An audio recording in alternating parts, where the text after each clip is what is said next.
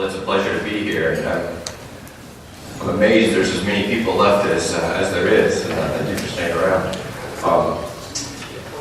I heard about the National Workshop on Christian Unity. This is my first time here, but I'm delighted and grateful for your work. It is true that I am something of an ecumenical hybrid. I was baptized by the Anabaptists and went to college with the Evangelicals, pastorally formed by the Methodists, and by the time I finished my PhD, only the Jesuits would hire me.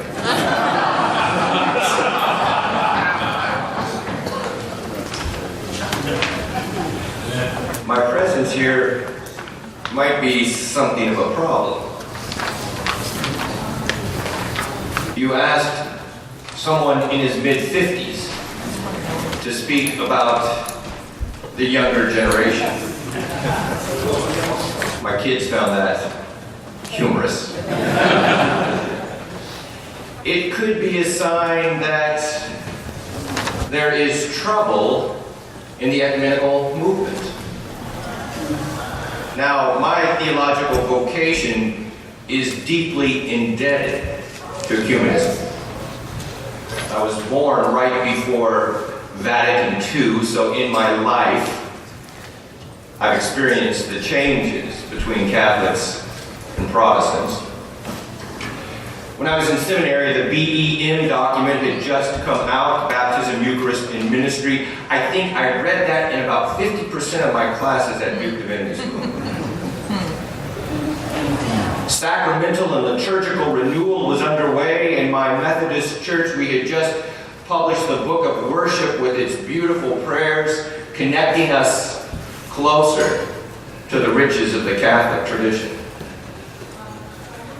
There was a great sense of hope for the unity of the church, for a common life, even perhaps for common worship.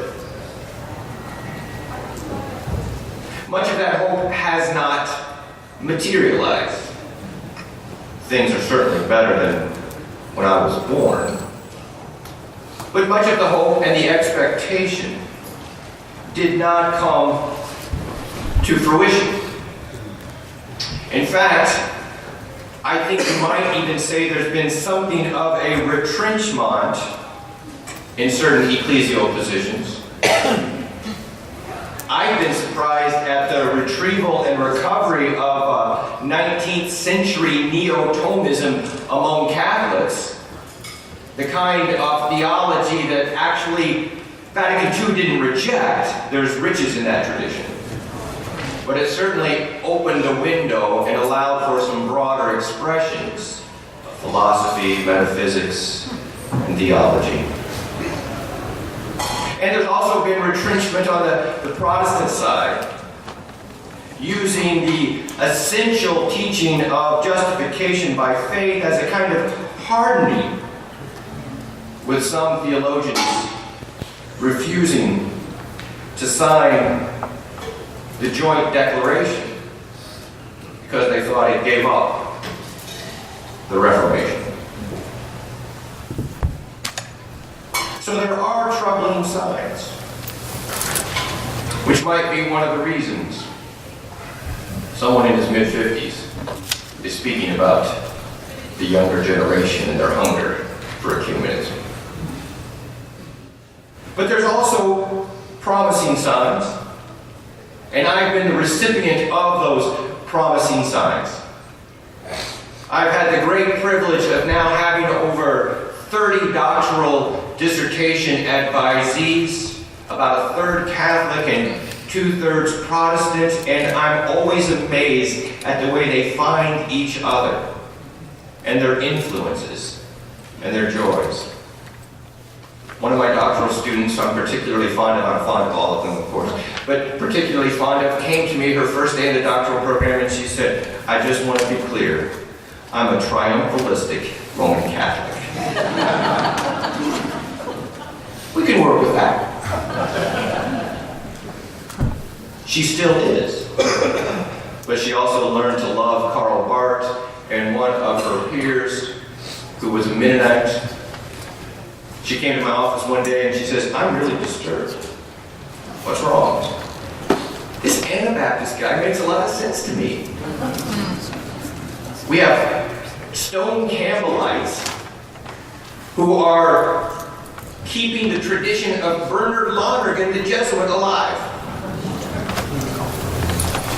We have Anglicans, former Baptists, former evangelicals, Anglicans and Episcopalians, riding on Schmemann and Gigiulus, mining the traditions of each other. I find that a hopeful sign. I've been involved in 2 campus ministries, one at Northwestern and now at Marquette, where non-denominational evangelicals, many who weren't raised in the church, who came to faith, and bring that evangelical zeal that sometimes makes churches nervous, bring it into the Anglican tradition, the Episcopal tradition, the Roman Catholic tradition. And I see the legacy of Bob Weber, a blessed memory, even now. Episcopalians and their evangelicals on the Canterbury Trail. I've also seen a recognition among evangelicals and Protestants that Christianity didn't begin in the 16th century, or that it didn't stop in the 3rd century and then jump to the 16th century. Wheaton College now has a center for patristic studies for the very first time. So there are signs of hope, even if the official ecumenical movement finds itself in trouble. And I think we have to recognize that. Many ecumenists, if not most, recognize that official institutional movements towards church unity have stalled.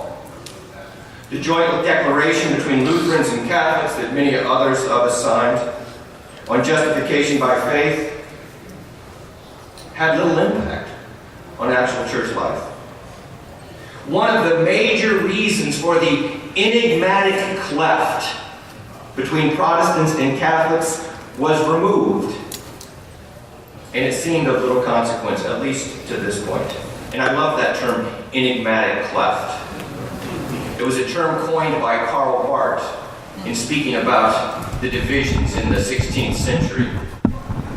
And his Basel friend, Hans Urs von Balthasar, a Roman Catholic, picked up on it and wrote an entire book on Barth's theology in the 1930s, which was not allowed to be published until the 1950s because the neo-Thomist censors thought it would cause way too much trouble.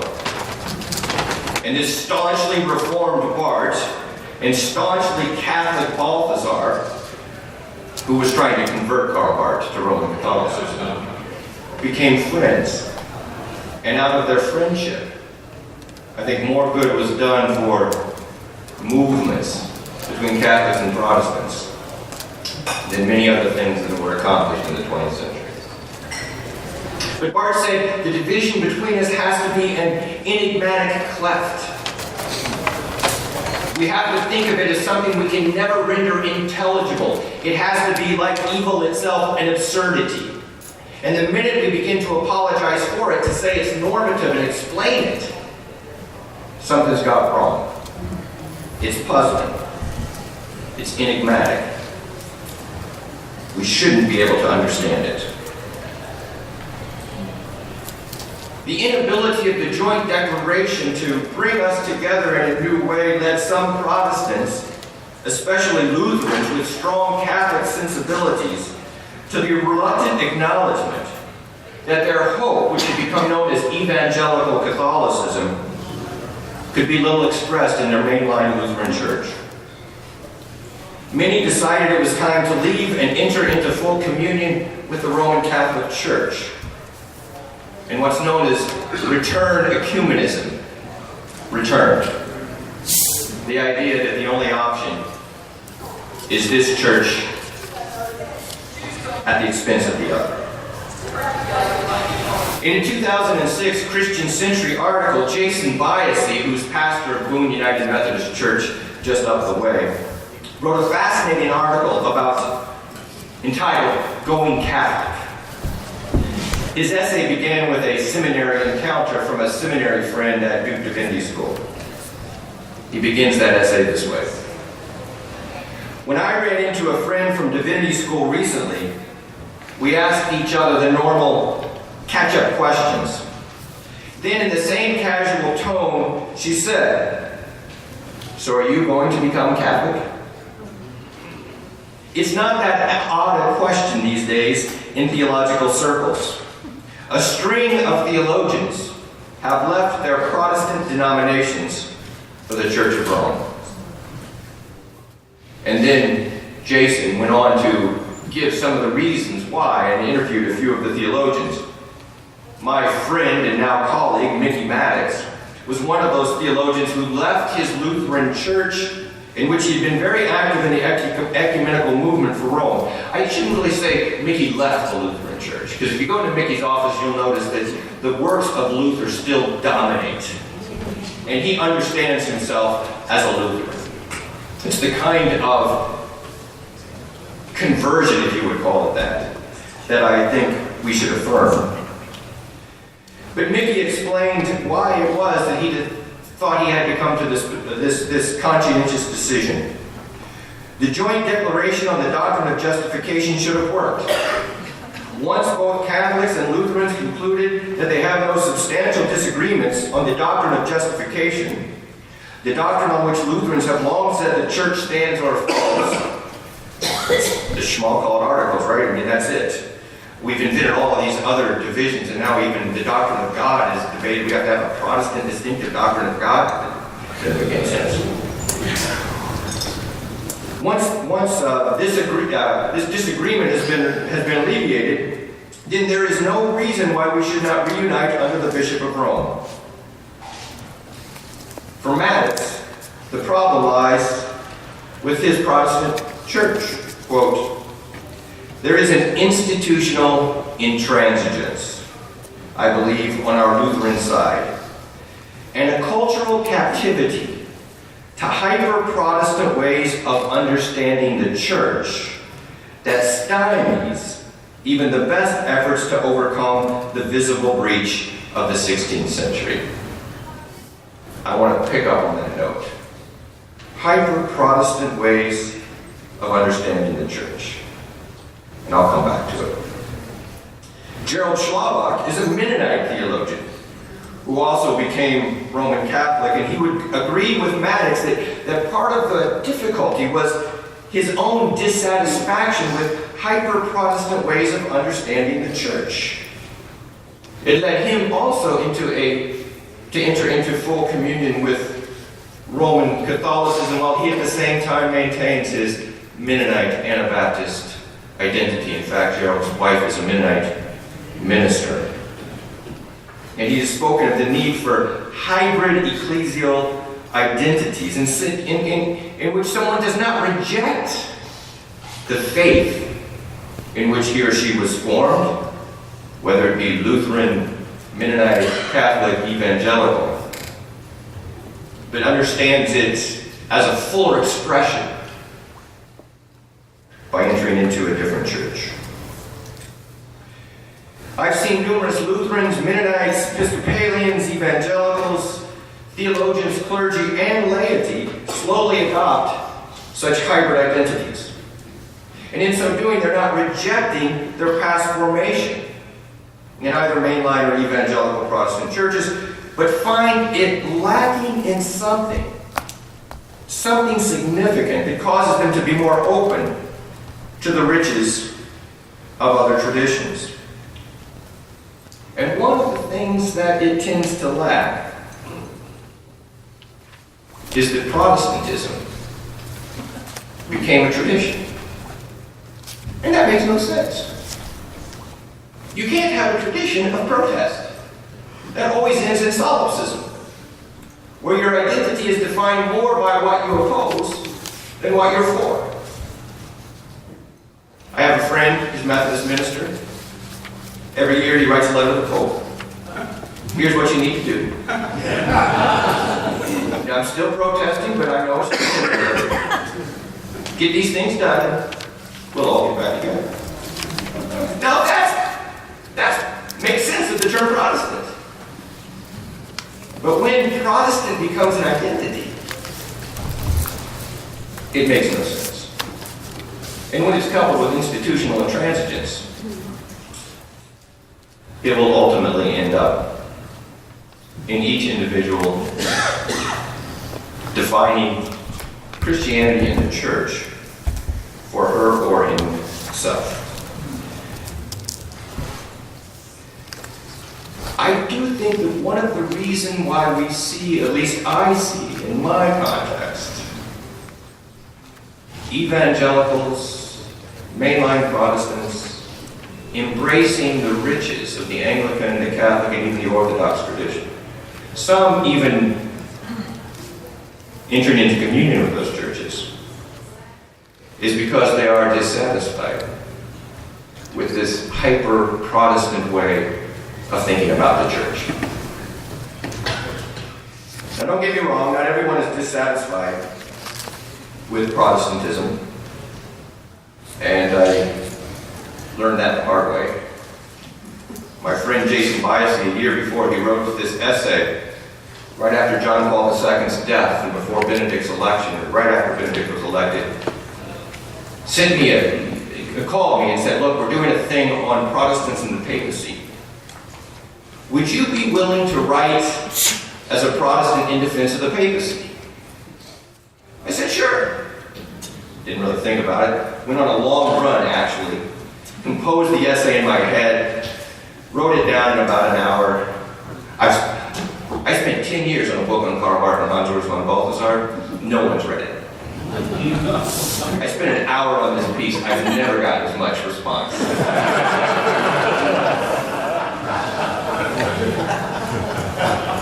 I was just thinking out loud. I was amazed watching the television at how things had changed. If you remember the death of John Paul II, everybody who was anybody in Protestantism wanted to be seen at the funeral.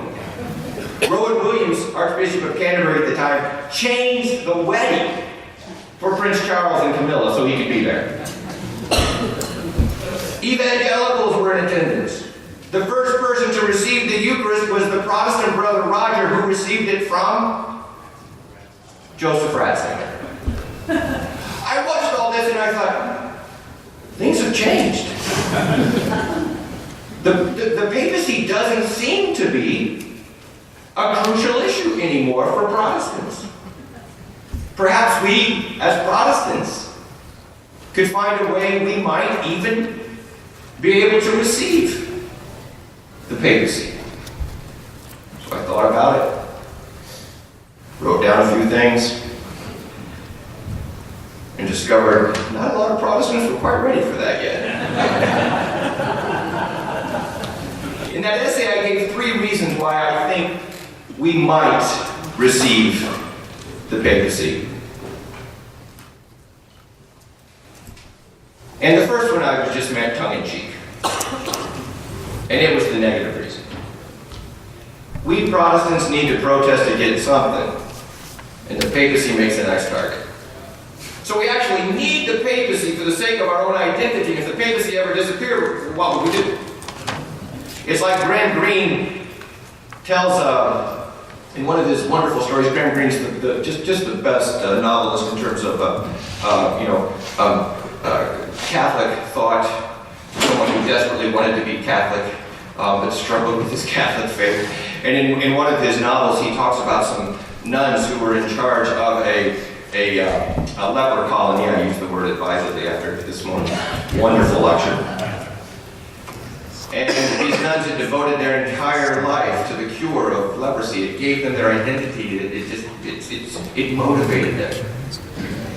And all of a sudden, there was a cure for leprosy. And they were deeply disappointed. Reactive identities.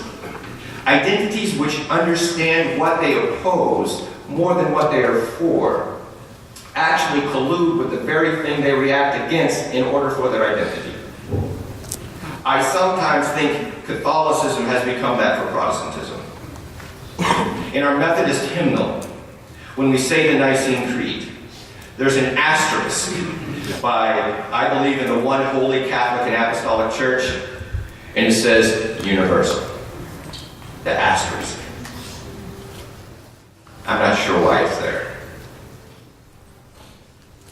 But there are Protestants whose identity is primarily defined by what we oppose, by protest. It's even turned into a principle. Some of you have read it. It's called the Protestant principle. I don't think Martin Luther or John Calvin or Simons would have any traction with this Protestant principle. But the Protestant principle says, Protestant theology protests in the name of the Protestant principle against the identification of our ultimate concern with any creation of the church. That's supposed to be the Protestant principle. I don't know how that makes sense of what we do in everyday church. I work in a Methodist church. I'm a very, very, very part-time Methodist pastor in a very, very, very part-time Methodist church. And sometimes I read the gospel and I say, the word of the Lord. And guess what people say? And nobody laughs. I find that intriguing. Nobody stands up and says, wait a minute. What are the epistemological conditions by which you can say that's the word of the Lord when it sounds a lot like your voice? Sometimes I hold up bread and I say, the body of Christ. And people receive. The very incarnation itself is a sign that God and creation are at one. And this is our hope. So the idea that somehow Protestant is always a protest against the identification of our ultimate concern with any creation of the church is simply to gain our identity by saying, oh yeah, and we're not Catholic or Anglican or some of those Lutheran traditions. So one of the negative reasons that we might need the papacy is we need it for the sake of our protest. And that's not a good reason. There are two other reasons I suggested that we as Protestants might think about. Something even like the papacy. One was the visible unity of the church that it affects. We need a transnational space that can be identified as such. And related to that is at its best, and I know the history of the papacy, I'm not trying to be naive. At its best, the Pope should always subordinate power to truth. And that, I think, is a much needed political practice in our day. Giving reasons grounded in truth rather than power, rather than strategic manipulations.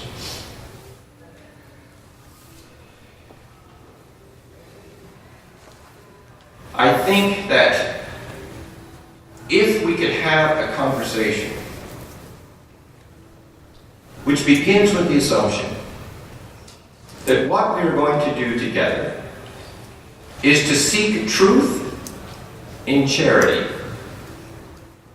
that would go a lot further than some of our conversations, including conversations about the D word, diversity. Now, let me suggest right away that I have some suspicions about the term diversity. And the reason I have suspicions about the term diversity is because I've never, ever in my 50 years been in a context where it was, or an institution, where it was not affirmed. And if that's the case, I wonder what work it's actually doing. McDonald's Corporation has a vice president for diversity. Every branch of the armed forces has an office of diversity. Every university I've been a part of says part of our uniqueness is our diversity. And after a while, you begin to say, well, if everybody's uniqueness is their diversity, how can diversity be unique? And don't get me wrong, of course I'm for diversity. Being for diversity is like being for the weather. It just exists, thanks be to God. And much of our affirmation of diversity is a good, common cultural project from the hard-fought gains of the civil rights movement. And that has to be affirmed. That has to be affirmed. But if diversity becomes simply a kind of common cultural project, the last thing it creates is diversity. It creates homogenization. And it contributes to some of the difficulties, I think, when it becomes that I would like to point to in the modern era with its sense of disenchantment and the rise of secularity. So one of the things I like and affirm about the Catholic Church, and I think actually this is why Benedict XVI was positive, because he had absolutely there was nothing attractive about him. You know, unlike Francis and John Paul II, like Benedict, he wasn't suave. He wasn't good with the media. He was just, he wore the red shoes. I mean, you just think, really? But at its best, you have a transnational institution that's not defined by violence and power. It's supposed to, as the church is supposed to do, be an institution that seeks truth. Truth in charity, founded upon peace. So perhaps part of our task, those of us who are Protestant, is to ask, how might we receive some of the riches of the Catholic tradition, since at Vatican II they opened the windows to us in new ways? And the question might be asked if we reciprocated, and how we might go about it. Now again, not everybody I know is comfortable with that idea. And in my piece, there were two groups of people especially who were very upset with me. Friends, these are friends. One was feminist theologians, men and women, who said, why were you silent on women's ordination? I didn't mention it. I don't know, maybe I should have. I do have a daughter who's a Methodist minister. I affirm women's ordination. I also have a daughter who entered into full communion with the Roman Catholic Church last Easter. We're very confused.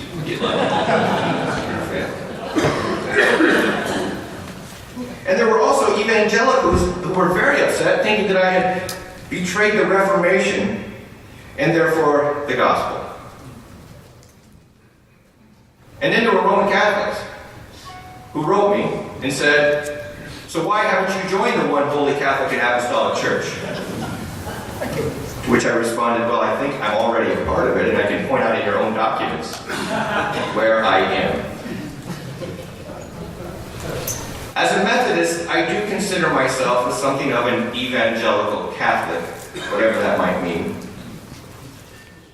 And I came to that under the tutelage of Stanley Hauerwas at Duke Divinity School.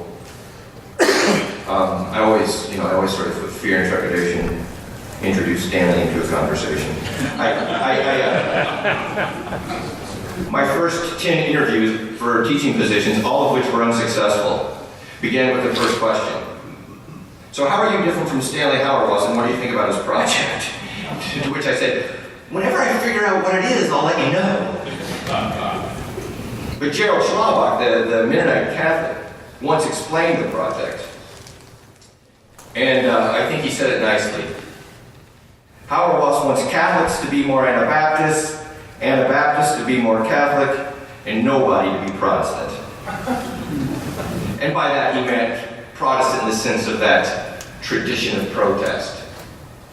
Not that we shouldn't be Reformed, Lutheran, Wesleyan, Methodist, etc.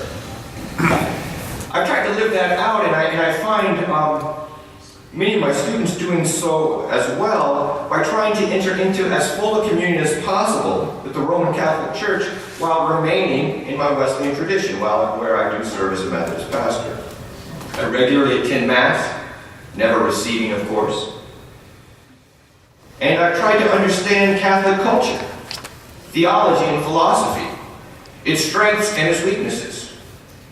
And I regularly tell my Catholic friends and colleagues about its strengths and its weaknesses.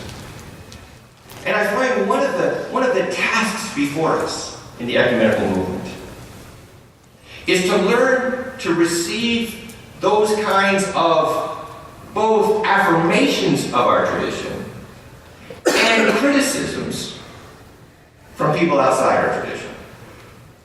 Now, often in Catholics, it's the self-loathing Catholics who are most concerned about you for affirming their tradition. You know, we've lived this thing our entire life, we're trying to reform it, and here you find it, positive. And it's the triumphalistic Catholics who sometimes find it difficult to hear the criticisms. And it's not that my criticisms are necessarily true. I think they're true. I try to give the reasons for them, and I know that irritates us sometimes today. People often say when I speak, "Oh, you think what you say is true?" What? You only say what you think is false? I mean, everybody thinks what they say is true, I hope, or they don't say it. This should not be a problem. Otherwise, it would be called a lie. So I think part of our task is to really inhabit and engage each other's tradition from the perspective and strength of our own. And I learned this in part from Karl Barth, who, if you know anything about the history of Karl Barth, you'll know that at an early World Council of Church, I think it was the first World Council of Churches gathering, Barth was present, was against it, thought it was a mess, spoke out against it in a very long diatribe, created no end of problems. And then towards the end of his life, after Vatican II, he had changed significantly. He was supposed to be at Vatican II, but he was sick, couldn't make it. Later, he had a private audience with Paul VI, and he wrote these words: "As a result of the trip, I gained a close acquaintance with a church and a theology which had begun a movement, the results of which are incalculable and slow, but clearly genuine and irreversible." He's talking about Vatican II. "In looking at it, we can only wish that we, Protestants, had something comparable. If it could avoid a repetition of at least the worst mistakes we have made since the 16th century. I would be happy to see the words Protestant and Protestantism disappear from our vocabulary. The Pope is not the Antichrist.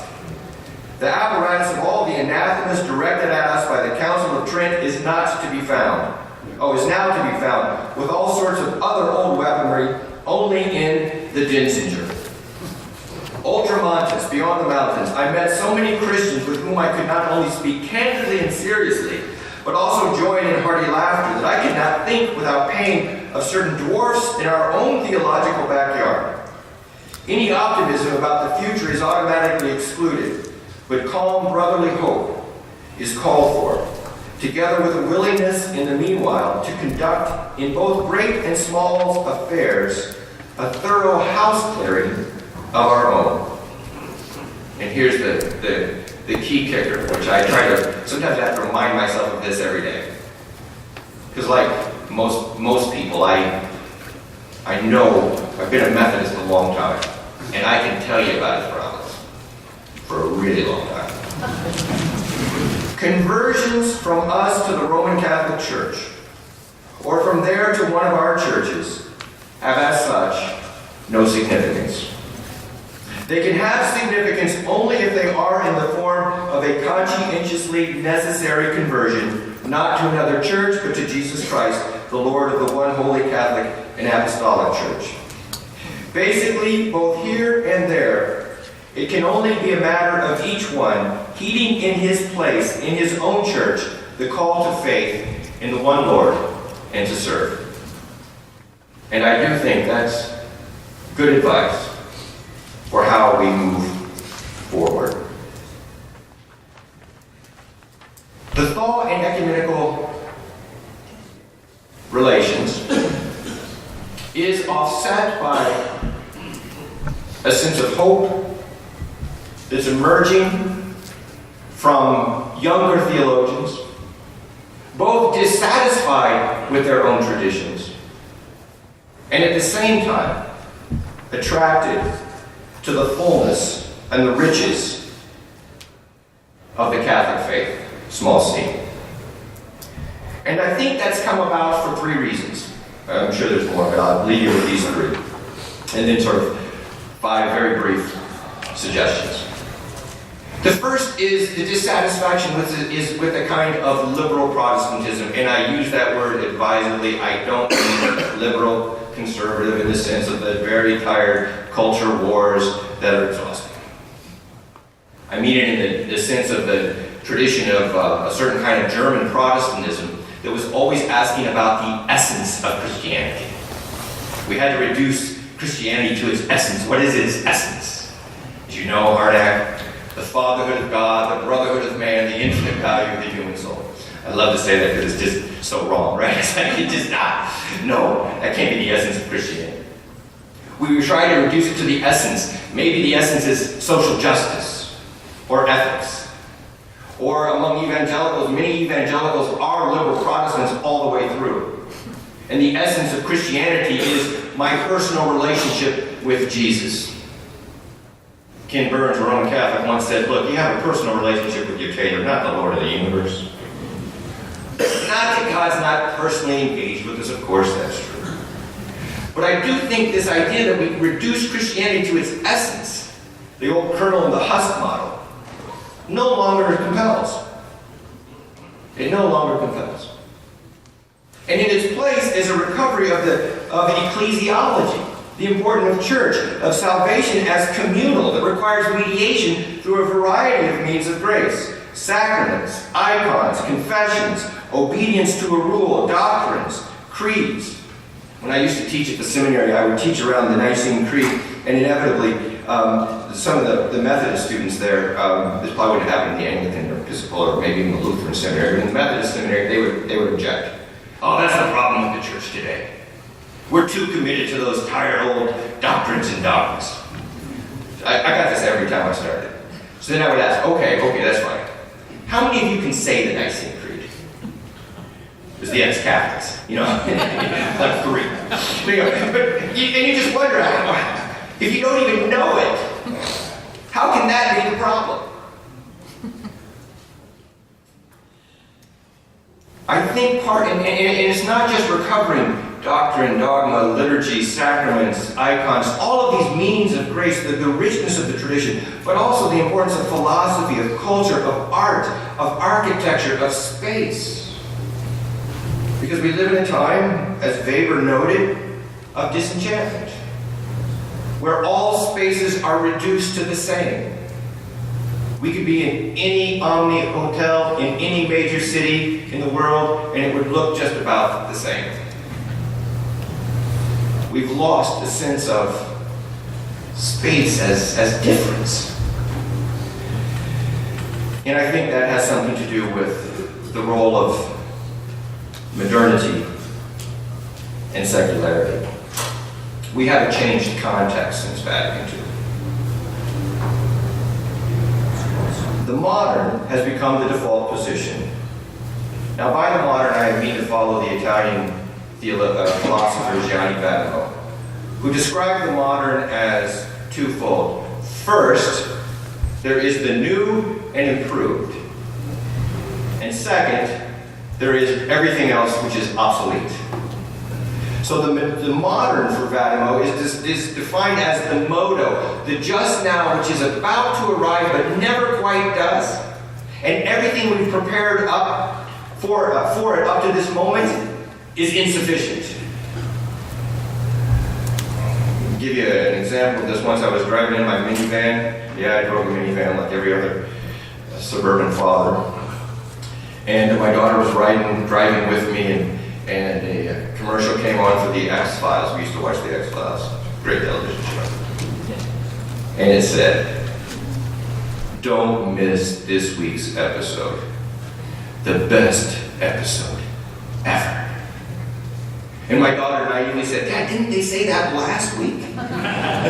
I said, yes, and they're fated to say it next week and the week after that, because that's become our default position. That's our culture. And it always wins. It always wins. The modo, the just now which is about to arrive, everything we've done up to this point hasn't provided us the means to receive it. So it's obsolete.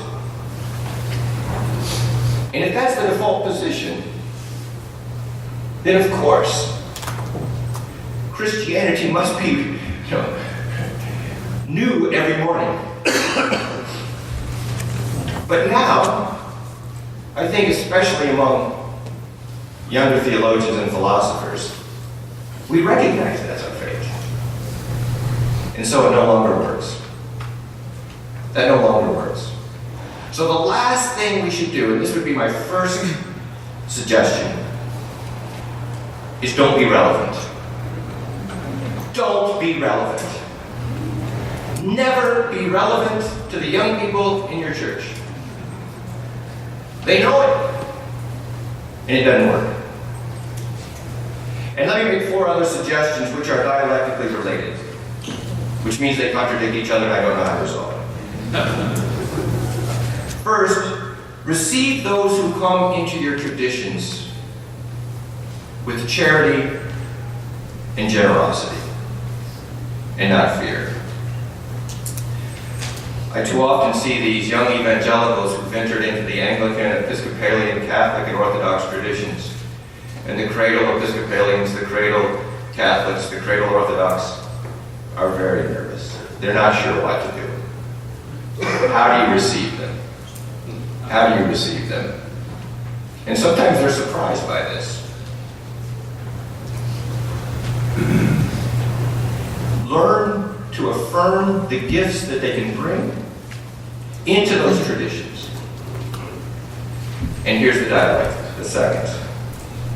But neither should the invitations or receptions smack of a triumphalism that works against the church's unity. One of my dear friends, who is Roman Catholic, physician and poet, every time one of our friends has become Catholic, he always sends them the same note. I think every church could use this when you're bringing in someone from another tradition. Welcome home. Sorry we've left the place in such a mess.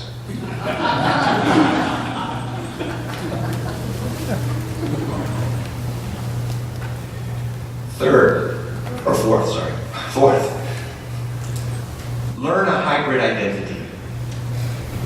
It's insufficient for us each simply to know our distinctive identities. It's too reactionary. Learn another tradition. Learn how to inhabit it. And that's going to take work, because it takes time. And then the dialectic. Affirm unapologetically the convictions of one's own tradition.